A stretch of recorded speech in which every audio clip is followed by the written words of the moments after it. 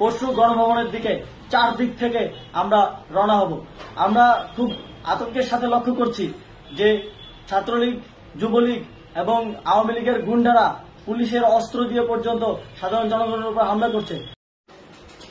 প্রিয় দেশবাসী, আজ বাংলাদেশ একটি গভীর সংকটময় মুহূর্তের মধ্য দিয়ে যাচ্ছে।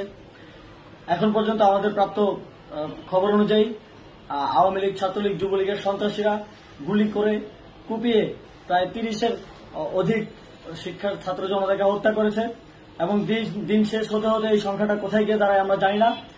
এরই প্রেক্ষিতে আমরা একটি সিদ্ধান্ত নিয়েছি। আমাদের একটি জরুরি সিদ্ধান্ত মোতাবেক আমাদের যে 6 তারিখের যে লং মার্চ টু ঢাকা কর্মসূচি ছিল সেটিকে আমরা একদিন এগিয়ে নিয়ে এসেছি। অর্থাৎ আগামীকাল 5ই অগস্ট সারা দেশের মুক্তিকামী জনতাকে ঢাকার উদ্দেশ্যে রওনা হওয়ার জন্য আমরা আহ্বান জানাচ্ছি। যারা পারবেন, যাদের পক্ষে সম্ভব হবে, আজ রাতেই আপনারা ঢাকার উদ্দেশ্যে রওনা হয়ে যান। আমরা আগামীকাল সারা দেশের মুক্তিকামী জনতাকে ঢাকায় আসার আহ্বান জানাচ্ছি।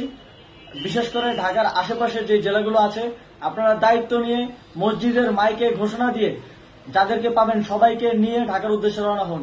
এই লড়াই আমাদের জন্য একটি চূড়ান্ত লড়াই। আমরা চূড়ান্ত ঘোষণার জন্য প্রস্তুত। আমরা গণভবনের দিকে যাত্রার জন্য প্রস্তুত এবং সেই উদ্দেশ্যেই আপনারা সবাই ঢাকা আসুন। আমরা আপনাদের সবাইকে নিয়ে আমাদের চূড়ান্ত দাবি আদায়ে এগিয়ে যাব।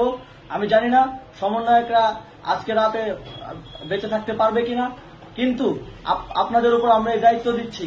আপনারা সবাই নিজ দায়িত্বে ঢাকায় আসবেন আগামীকাল এবং পরশু পরিস্থিতি বিবেচনা করে পরশু গণভবনের দিকে চারদিক থেকে আমরা রওনা হব। আমরা খুব আতঙ্কের সাথে লক্ষ্য করছি যে ছাত্রলীগ, যুবলীগ এবং আওয়ামী লীগের গুন্ডারা পুলিশের অস্ত্র দিয়ে পর্যন্ত সাধারণ জনগণের উপর হামলা করছে।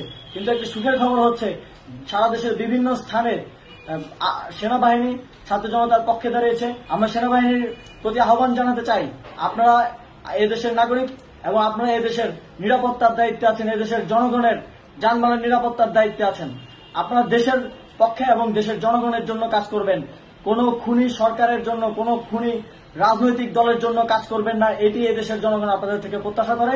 আমাদের এই আন্দোলনে সম্পূর্ণ সমর্থন দিয়ে হয় নিরপেক্ষ থাকুন অথবা এই খুনি বাহিনীকে, সরকারের খুনি বাহিনীকে প্রতিহত করুন, তাদেরকে যথাযথ শাস্তির আওতায় নিয়ে আসুন। যেই কারফিউ সরকারের পক্ষ থেকে ঘোষণা করা হয়েছে, আমরা স্পষ্টভাবে বলতে চাই সেনাবাহিনী এই ধরনের কোন কারফিউ বাস্তবায়নের জন্য মাঠে না নামে। যদি মাঠে নামে তাহলে সেনাবাহিনী স্পষ্টভাবে অফিসিয়ালি জনতার বিরুদ্ধে দাঁড়াবে।